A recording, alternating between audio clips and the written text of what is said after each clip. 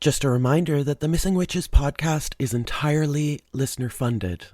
If you love the project and want to support us and join in on conversations like this one live, find us on Patreon at patreon.com/missingwitches. You aren't being a proper woman, therefore you must be a witch. Be a witch. Be a witch. Be a witch. Be a witch. Be a witch. You must be a witch. Welcome to another episode of the Missing Witches podcast. I'm Amy, and today I am thrilled, beguiled, honored, privileged to be sitting in circle with the one and only Nina Simons. Now, I first discovered you through Bioneers. So before we get into the book, which we will, Nature, Culture, and the Sacred, everybody, put it on your reading list right now. Can you tell our listeners a bit about yourself and maybe a bit about Bioneers? Sure. Let's see. Well, I've traveled a long and windy path, Amy and Sarah and anyone else listening. I started out in New York City, a daughter of artists, and always assumed my life would be in the arts. And then I discovered theater that really caused people to question their belief systems. And I loved that. And I thought, oh, this is what I should do. And internally, I called it transformational theater. But then I learned how hard it was going to be to make a living at transformational theater. And I got kind of pissed off at that. And soon after, I was introduced to a school for consciousness that my mother was a part of. And it was called Eureka. And it was my first introduction to my own spiritual life, really.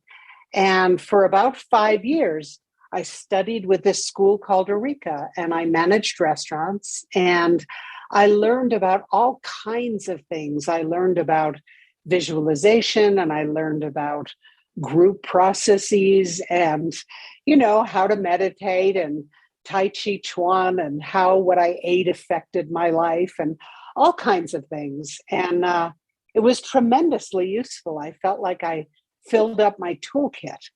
And then after about 5 years of that, I was ready to leave New York City. I needed to be in the country. And I moved out to Santa Fe, New Mexico, which is a very ancient and very beautiful place.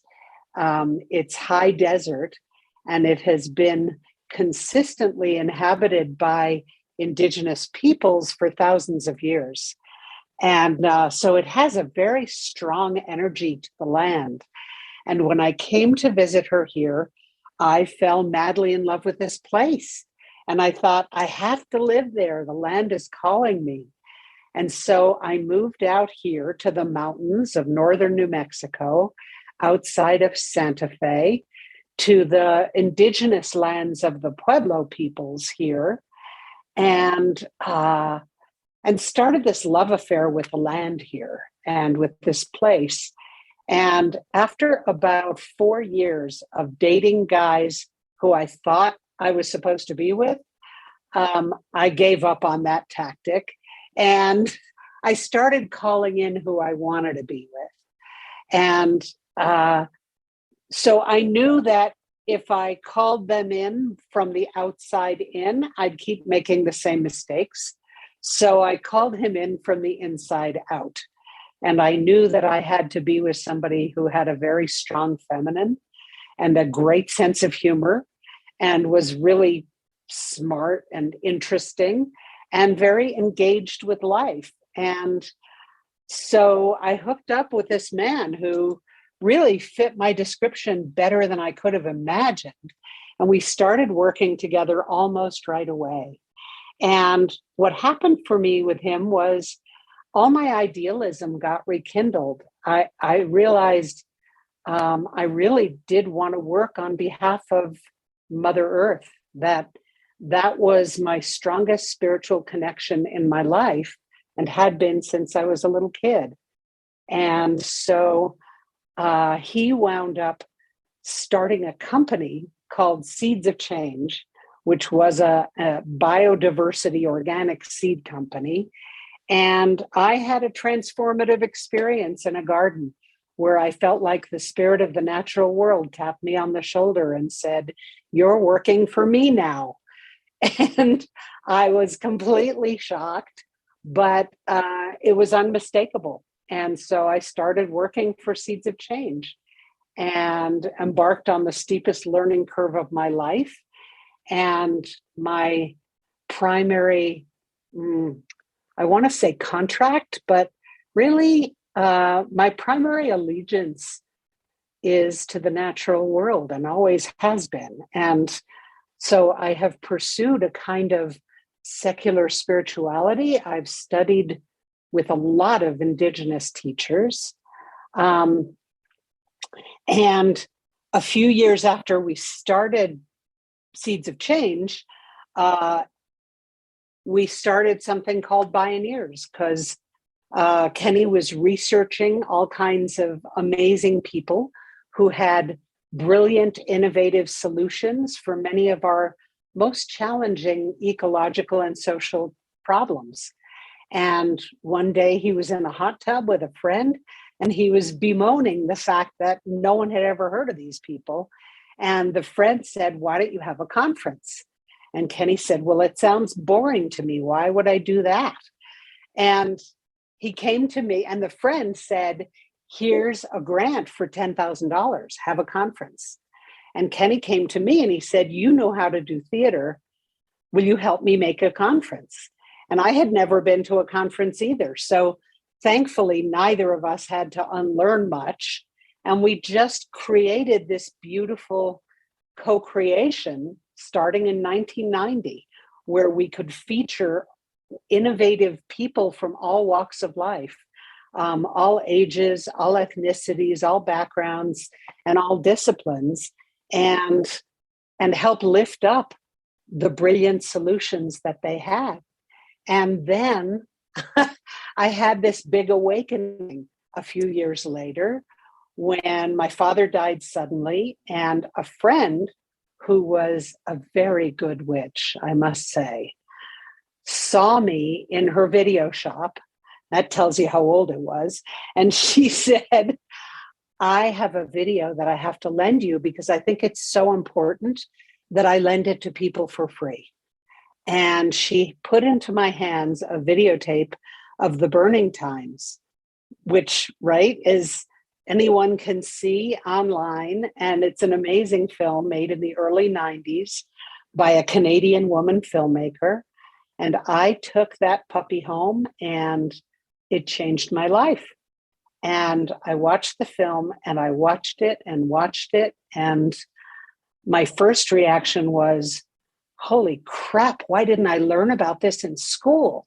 This is like one of the biggest events in human history." And my second reaction was, "Is this all really true?" And I started researching like a maniac. And my third reaction was, "I know that this story still lives on in my bones. And if it lives on in my bones, it probably lives on in the bones of every human alive on Earth right now." And it was like this giant light bulb lit up over my head. And I realized that all the biggest challenges that I had learned about from Pioneers could be seen as the imbalance between the masculine and the feminine.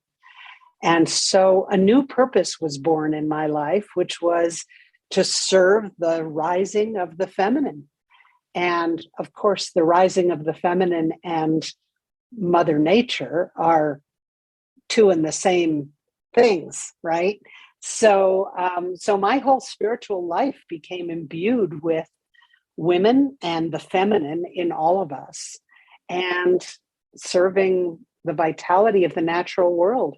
And then I had a more recent chapter, which has been all about racial justice and recognizing what it means to walk in this world with white privilege, and how much I have to learn from my Indigenous friends and allies and mentors, and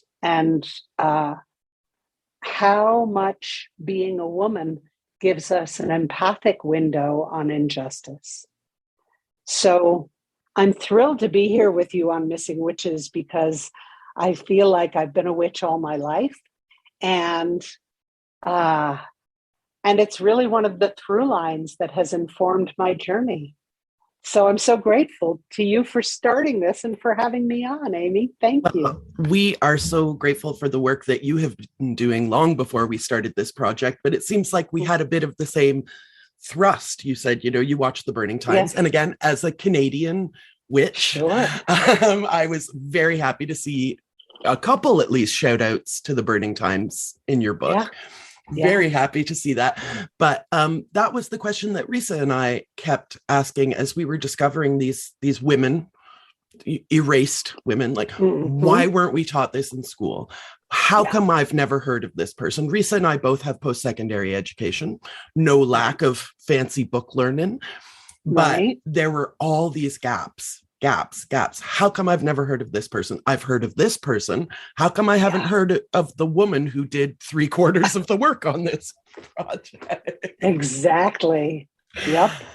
And you mentioned like the land called you and said to you, this is your job now.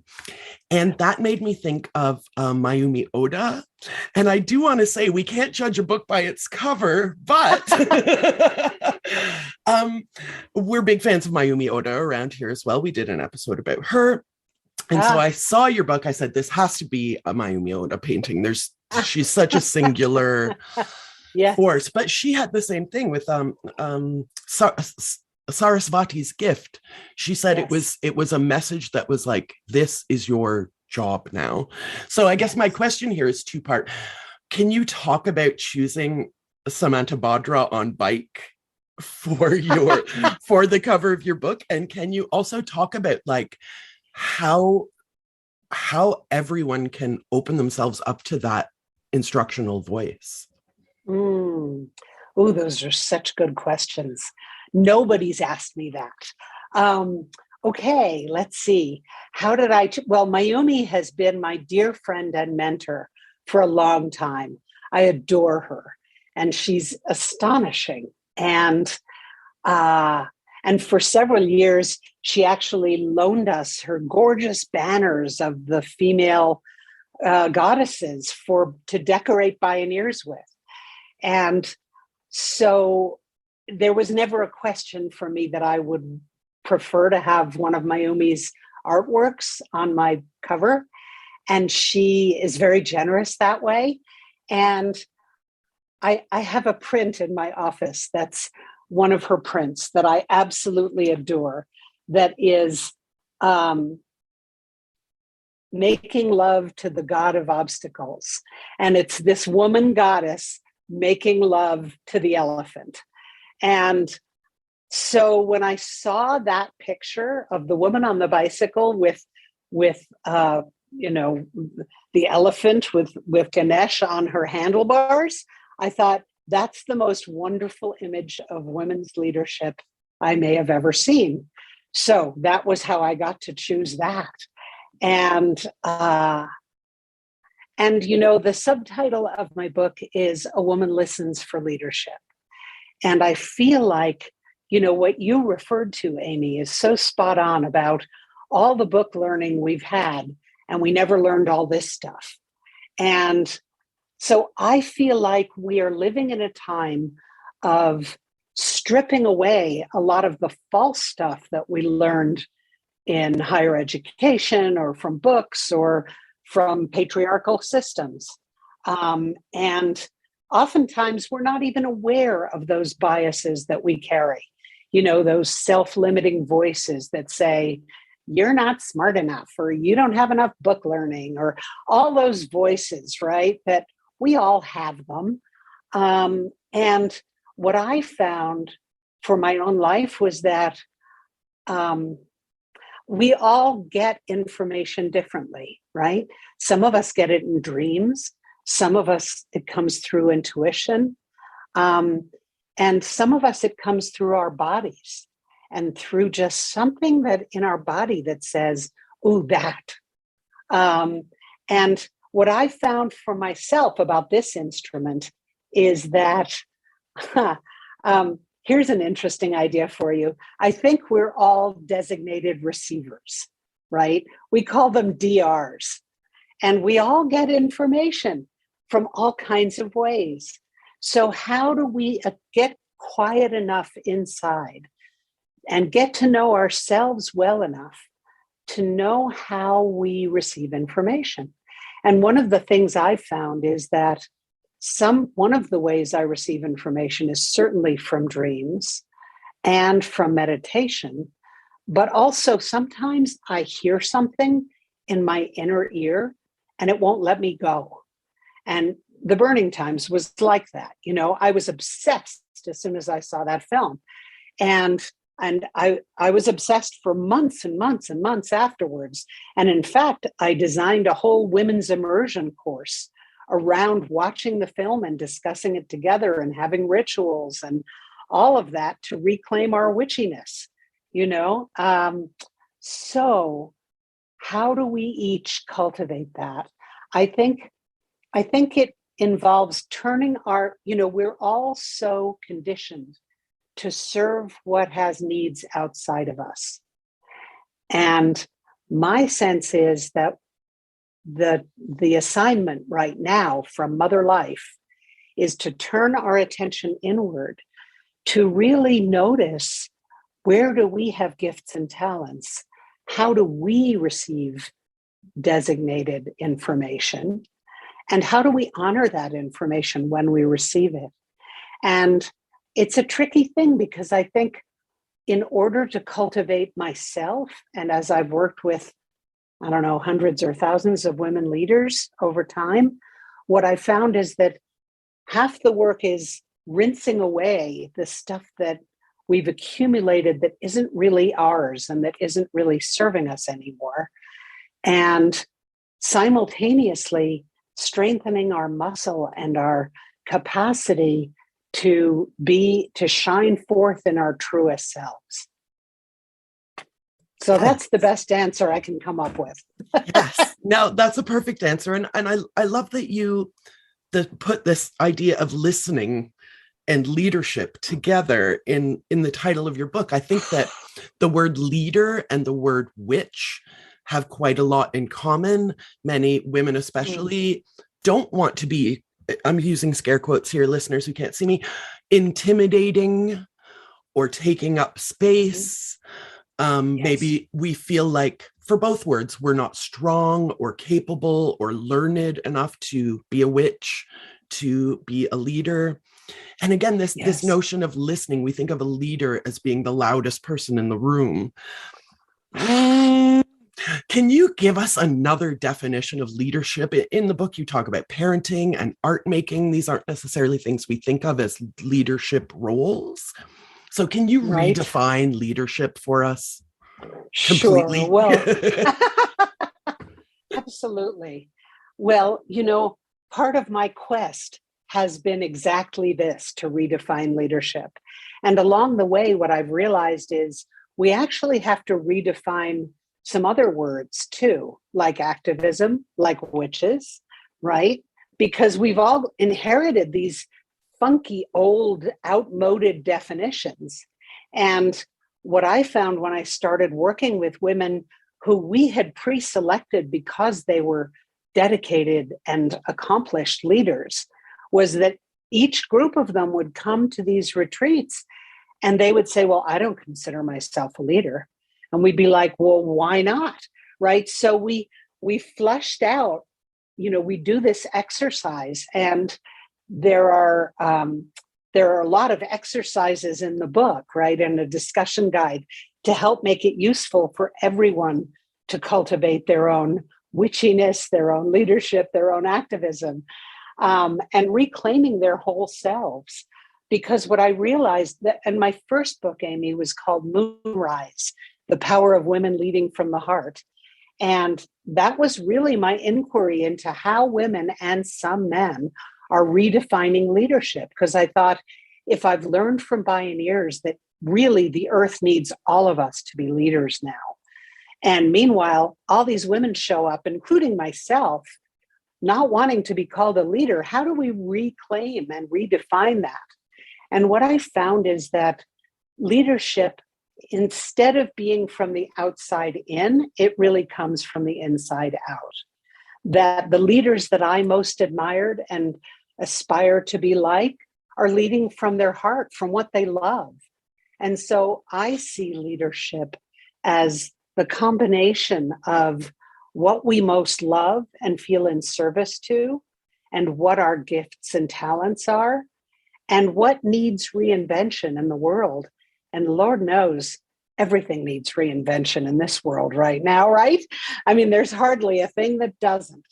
And so that combination, when we can really find it, which involves a lot of turning inward, a lot of listening inwardly to really notice what lights me up, what is it that breaks my heart when I learn about it? What do I most want to serve with this precious life I got? And once we find those things, I mean, as you say, Amy, I think motherhood is one of the most profound acts of leadership anybody can do. And I used to not think of myself as an activist because I used to think, well, I don't go out on the front lines and get arrested. But actually, I think making art is an activist act. And I think making this podcast is activism. And I think circling up with your friends and strengthening each other's leadership, it's all activism, right? It's how we translate our inner world into our outer behavior, which is what witching is all about, right? I love that you use the same vocabulary for like seeking a romantic relationship as you do for seeking, a life goal or a path, not outside in, but inside out. So yes. for those of our listeners who are maybe struggling with that notionally, what does outside in versus inside out mean to you, and how else has it manifested in your life? Sure. Well, Carl Jung said the feminine is associated with the interior, just like our biology, and the masculine with the exterior. Again, just like our body parts show us. And the male parts are on the outside of the body and the female parts are on the inside of the body. Yeah. Right, exactly. So if you take that metaphor and go deep with it, what I started seeing was that, in response to thousands of years of patriarchy, we have all inherited cultures that tend to demonize and devalue the feminine and the interior, and tend to elevate and celebrate the exterior, and we also, of course, have inherited some very messed up definitions of masculine and feminine. So we'll get on that later, maybe. But but what I saw was that we tend to hide our emotions because we don't learn how valuable they can be to us and how to relate to them in a healthy way. And all of the skills around relationship tend to be relegated to the quote feminine and therefore devalued. And so, we have these rude phrases we've inherited like chick flicks are relationship flicks. Well, why don't men need to learn about relationship too? Excuse me, and we have all this mass culture that celebrates violence and brutality and domination. And, slowly but surely, a little more each time, more and more of the feminine and the interior qualities being celebrated.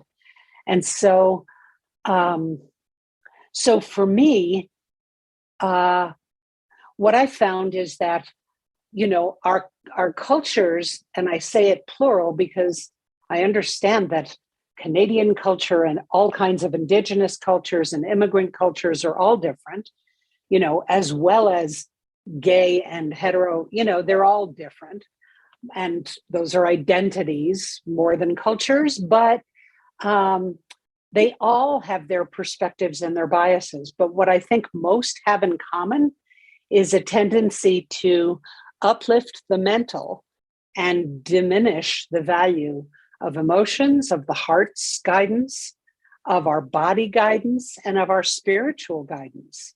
And so I see us as whole beings that integrate, that my form of leadership that I'm always checking myself with and continually growing, I hope till the day I die, involves lifting up all of my ways of knowing, so that I can rebalance my wholeness and do it from the inside out, so that I'm listening to what my body tells me, what my breath is telling me, what my heart tells me, and what my dreams and intuition tell me.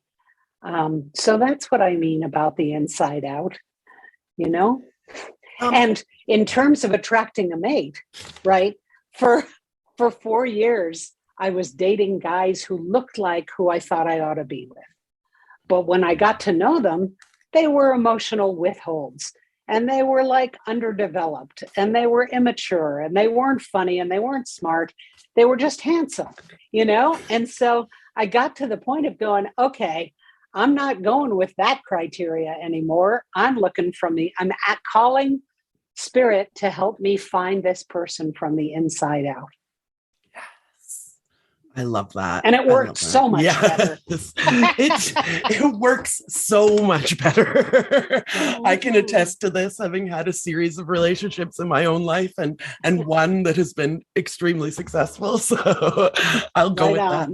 But, speaking of relationships, you dropped this phrase, and I had to sit in it for a minute. And I really would love for you to unpack it and throw all of the contents of the luggage of it around the room. You said in the book, Nature, Culture, and the Sacred, everyone go pick it up right now. Ritual creates relationship. Can you dig into that for us as witches, as people who are existing in the world and trying to create relationships, not only with other people, but with our environments and with our cultures? How does ritual create relationship?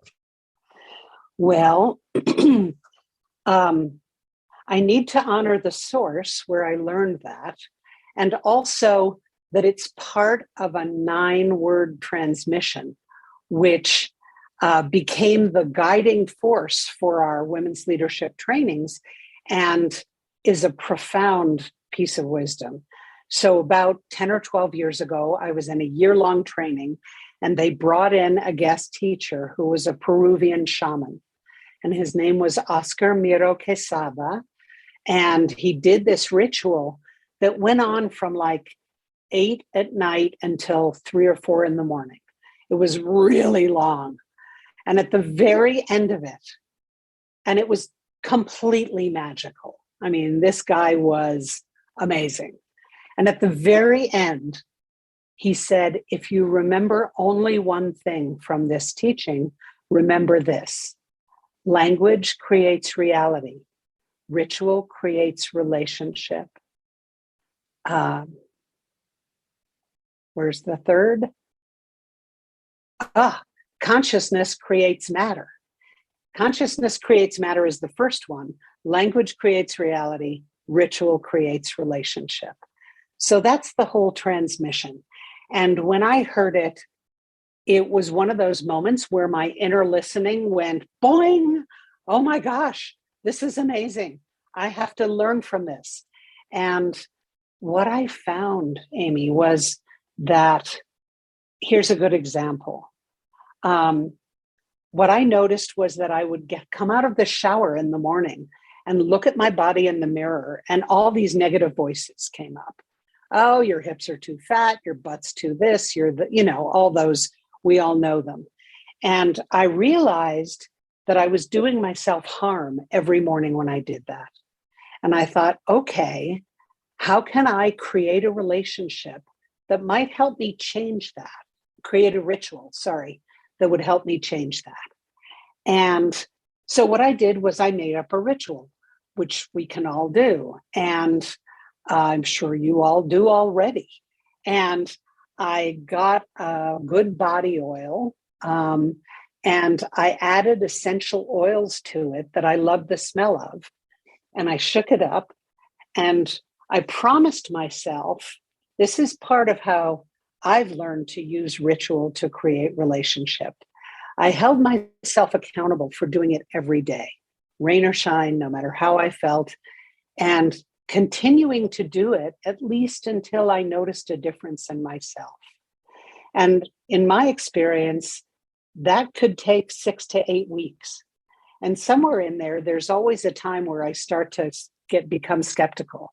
And I wonder, is this really doing anything? But I hold myself accountable to keeping on doing it. So I made this body oil with smells that I loved from plant medicines that I loved. And every morning when I got out of the shower, I would anoint my body with the oil and consciously pour love into my body. And I still do it. I don't do it every day, but, after about 8 or 9 weeks, I felt like I had broken myself of the habit of judging myself, at least in relation to my body. And I had developed a muscle about loving myself in my embodied form. And so, witchiness is just about recognizing the connections between the invisible world and the visible world and the lived reality, and then strengthening them. And so that's how I've found, a million other examples, but we've used ritual, and I have used ritual to create relationship both within myself and among myself and others. Because when we do a collaborative ritual together, it creates trust and an amazing bond. Right? And Yes. This is where we need each other in circle, as covens, as missing witches, re-emerging witches. I want to talk about another one of your relationships. I told you that I discovered your work through Bioneers, but I discovered Bioneers when I was researching Terry Tempest Williams. Wow. And yeah, I know she is a very dear friend of yours. I would love for you to talk about that relationship, but come in through here. Women have an incorrect, maybe, reputation for cattiness and jealousy and not being able to work together. I don't know if you ever saw the movie The Craft. It was sort of very fun, foundational for 90s teen witches. Yes.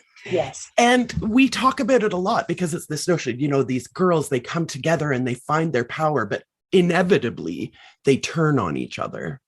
Yes. So I'm hoping that you can tell us, and maybe use your relationship with Terry Tempest Williams as example of how we can leave these notions of competition, which are probably driven into our DNA because we weren't allowed to own property or have credit cards in our own name, and we needed to compete for men in order to survive.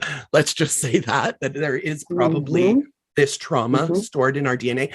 How can we release that? How do you and Terry Tempest Williams, two very strong, intelligent, creative people, keep your very dear friendship without it deteriorating into a competition? Well, I think, as you said, Amy, that competition and that catfight story is a very deep legacy of the patriarchy.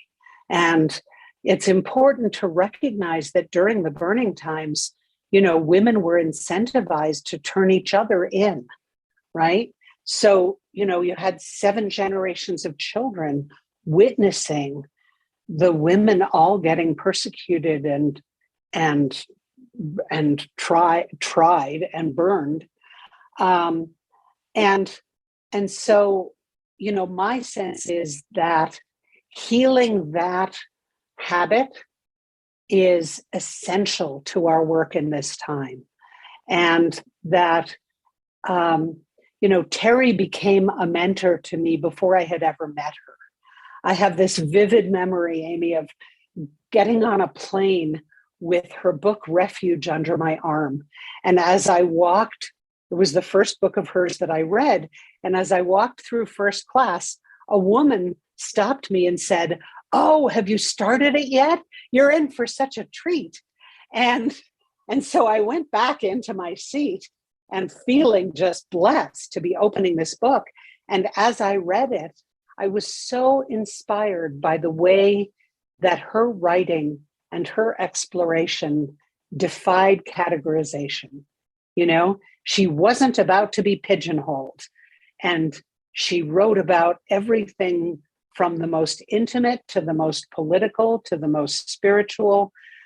She wrote about science as a naturalist and her mother dying and womanhood through the eyes of birds. I mean, it was amazing, right?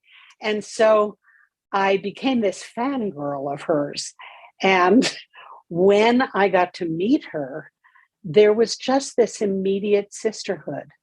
And I think that that competition thing is not only a legacy from the burning times, but also that one of the cornerstones of patriarchy is that life is a zero-sum game, right? That only one person can be on top. And actually, what I found about leadership and women is that part of the brilliance of our leadership is lifting each other up, is the chance to celebrate in each other all of the beauty and power and gifts that we perceive, because so often it's easier to see each other than to see ourselves. And so overcoming the competition is essential. Coming together in circles and covens and deep, intimate relationships. And Terry and I, there's a beautiful interview between us that's in the book. And I learned so much from her every single time we interact, because we just meet each other in this place of inquiry and deep listening. And there's so much respect between us. And I've always felt, even though, I feel like a fangirl with her and intimidated by her awesomeness and her brilliance, I can feel how deeply she respects me as well. And it's one of the things that I've learned about our intergenerational mentoring. A friend taught me really early on about mutual mentoring, and that whatever the power differentials might be, we need to meet each other in ways that invite mutual mentoring, because we're all constantly growing each other, if only we're open and listening and really receptive to it. And, one guide in my life once called it balanced mating. And she said, no matter who, whether it's a friendship or a family relationship or a lover, we come together in order to grow each other. And getting conscious about that can be a tremendous gift. So I love this idea. Yeah, this idea of our relationships being gardens and tending to them, and the aim being to all grow together. Yes. I want to say, you mentioned that Terry's work is sort of defies genre, and I think that Nature, Culture, and the Sacred does too. It's a memoir, but it's definitely a workbook. It's definitely a philosophy book, and it's not new. You wrote this book and now it's being re-released. So can you talk very briefly about why now? I mean, it seems obvious why now a little bit, but. Well, no, I mean, I was incredibly gifted, Amy, is the answer to the why now. When the first time that this book came out, as it came out, my mother was entering her end of life. And so I had no time or energy or attention to give to promoting the book. And I loved the book, but I loved my mother more. And Fair. I knew I had to be in service I had to show up with all of me to tend to her end of life, because it was such a blessed, sacred, hard, beautiful transition. And she was such a force in my life. And so the book came out with no fanfare, no marketing, and I always felt sad about it. And then a couple of years later, an amazing friend and partner in my work offered me a grant for me and Bioneers. And she said, here's the thing, you get to decide how it gets used, which is an amazing thing for a grant maker to say. I mean, whoever does that? And I said, really? Could I redo and update my book and, help get it widely seen and heard? And she said, of course, I'd love for that to happen. And I had realized that even though there was no fanfare with the first book, it won 2 awards. It won an award for women's studies and for racial justice. And I heard from 3 different professors that were using it in their classes, and 2 different women's circles, one in California and one in Europe, reached out to me and said, we're using your book. Will you come show up with us and help us learn how to learn from it? And so I realized that I could not only update it, I mean, it's actually talks that I wrote for Bioneers, for speaking at Bioneers. And it's also an audiobook, and some of it's written in prose form and some of it's in poetry form. And it's 3 huge chapters that really each address different elements. But one of the things that made me happiest was to add discussion guides and embodied practices to it, so that it could be even more useful for everyone who picked it up.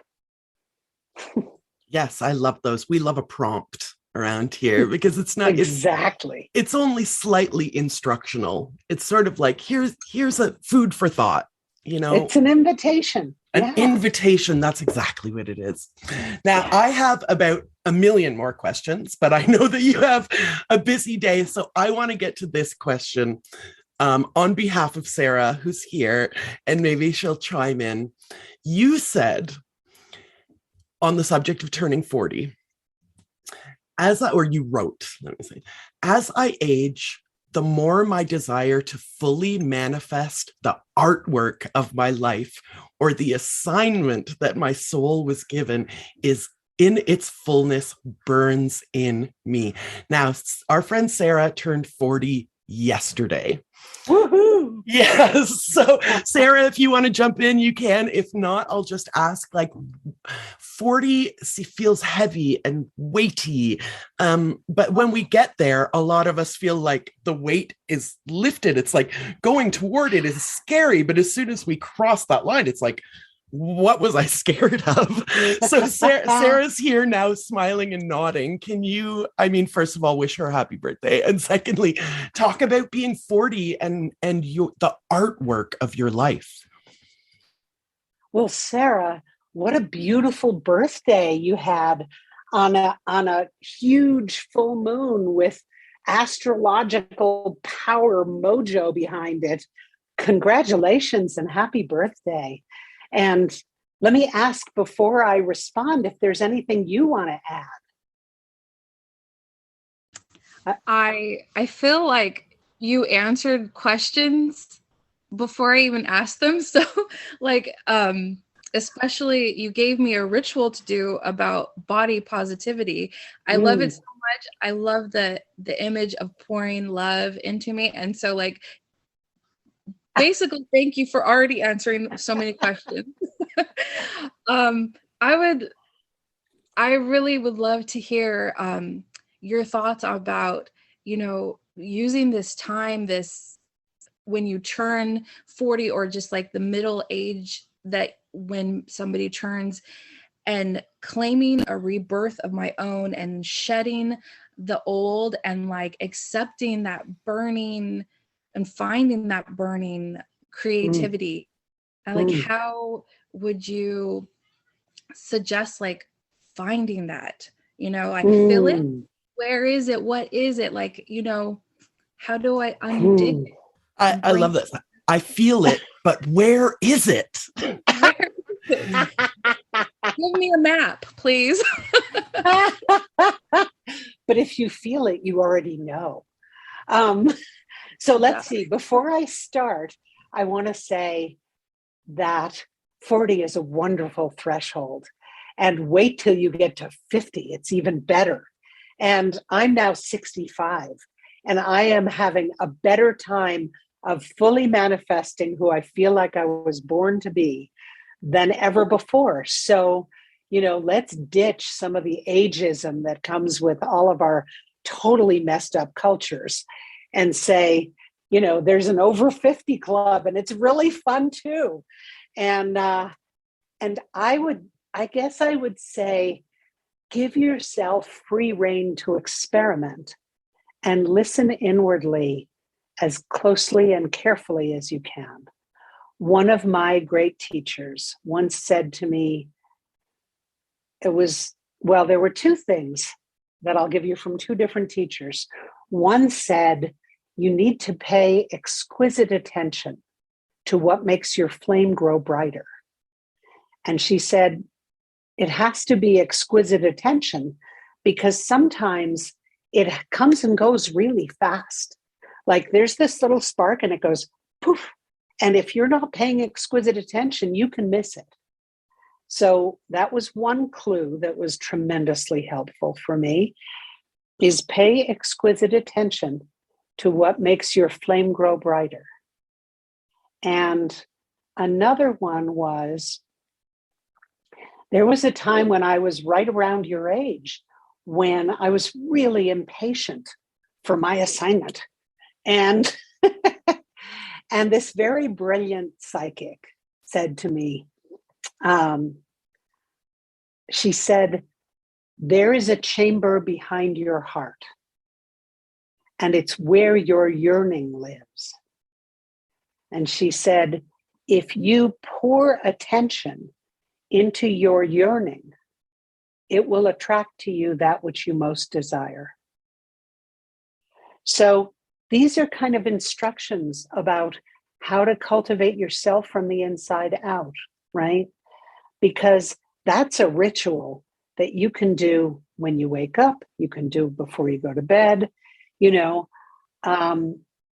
and I found it really helpful. I find that everything that I can adopt as a ritual to consciously grow the parts of myself that I really want to help flourish works. I just have to do it every day. I have to be committed to my own evolution as a fully realized being. And in many ways, it may sound kind of trite, but I want to say it anyway. A lot of this, Sarah, boils down to cultivating your own self-love. And, the body is one layer of it, but your purpose and your instrument and your uniqueness and your gifts and your relationships are all part of it. And so everything you can do, to do that will help you. Imagine that, as a gardener, the plants we cultivate are the ones that flourish, the ones that we pay attention to. Are they getting all the nourishment they need? Do they have enough water and light? Do they have enough space around them? And one of the things that I keep learning is that the feminine grows in spaciousness, and we all need more rest and more, oh, how beautiful. You turned 45 in 3 months. Excellent. Well, congratulations. And so, where we pour attention is where we grow ourselves. Yeah. Because consciousness creates matter, and ritual creates relationship. And language helps too.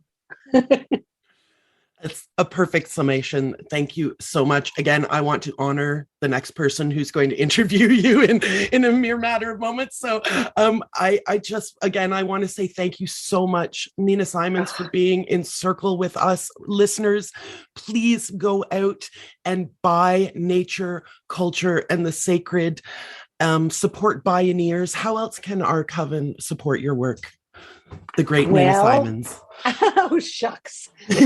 Sign up for my newsletter on my website, which is ninasimons.com. And you can sign up for the Bioneers newsletter on bioneers.org, which is wonderful. It really is. I'm on the Bioneers mailing list, and I get delighted every time. Good. And the book is also available as an audiobook. So if you prefer that, and check out the podcasts, and you can come to our virtual conferences. And I'm so grateful to be meeting and encountering you. And I hope we do this again, Amy. And will you send me the final clip so I can share it? Of course. And again, so we can expand the coven. I would love to speak to you again anytime. Again, I have about 5 pages of questions that I will get to next time. But again, I just want to thank you so much for sitting and being in circle with us, for inspiring us, to help us lead from the heart in a patriarchal world that wants to demean those values. Again, we're so inspired. We're so grateful. Thank you so much, Nina Simons, for being with us in circle today. And thank you, Amy, and thank you, Satleen, and thank you, Sarah, and thank you, everyone in the coven. I can't wait to meet you and be with you. Yes, Here's we will. That happen. We will meet in person someday. So mote it be. Again, thank you, listeners. Thank you, Nina. Blessed fucking be. Blessed fucking be.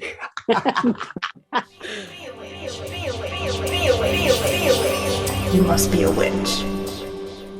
Just a reminder that the Missing Witches podcast is entirely listener funded. If you love the project and want to support us and join in on conversations like this one live, find us on Patreon at patreon.com/missingwitches.